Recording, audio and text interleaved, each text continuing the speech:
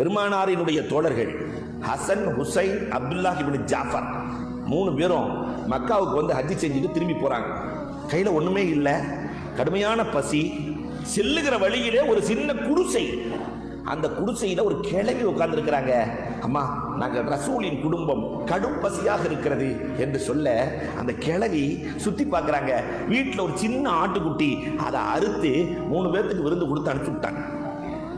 ரசூலின் பேரப்பிள்ளைகள் விருந்து சாப்பிட்டு விட்டு புறப்பட்டு விட்டார்கள்.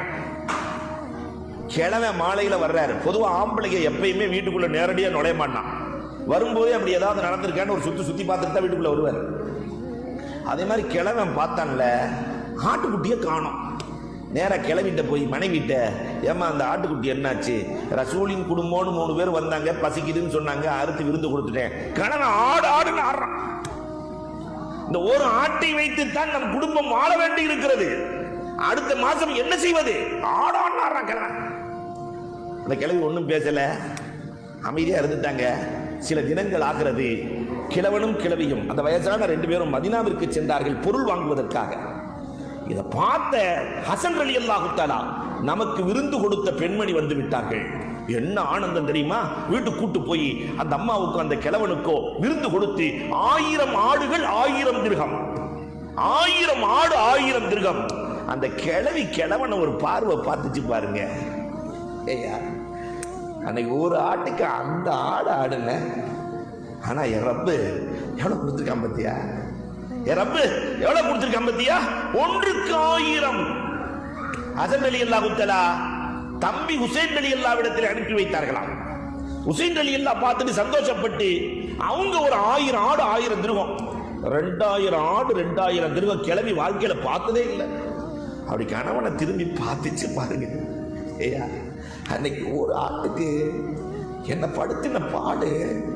என் ரப்பு 1000 பத்தாதுன்னு பத்ர் போர்க்களத்துல மலக்கை இறக்கிற மாதிரி ஆட்டை இறக்கிட்டாயா சொல்லிட்டு இந்த 2 பேரும் சேர்ந்து அப்துல்லாஹ் இப்னு ஜாஃபர் அனுப்புனாங்களாம்.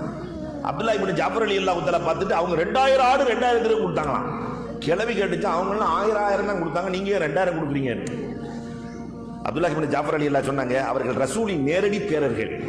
நான் 2000 கொடுத்தா தான் அவங்க 1000 கொடுத்த நன்மையை பெற முடியும். அதனால 2000 ஆடு கொடுத்தேன், மொத்தம் 4000 ஆடு. கிளவி வாழ்க்கையில பார்த்ததே இல்லை. 4000 ஆடு 4000 திர்ஹம். அல்லாஹு அக்பர். அப்ப அந்த கிழவனை ஒரு பார்வை பார்த்து அந்த கிழவி, ஐயா அன்னைக்கு என்ன படுத்தின, என் உள்ளத்தை அறிந்த ரப்புல் ஆலமீன் இந்த உலகத்திலேயே 4000 ஆடு 4000 திர்ஹம் என்றால் நாளை மறுமையில் எனக்கு எவ்வளவு வைத்திருப்பான்? இந்த உலகத்திலேயே இவ்வளவுன்னா இல்லையா?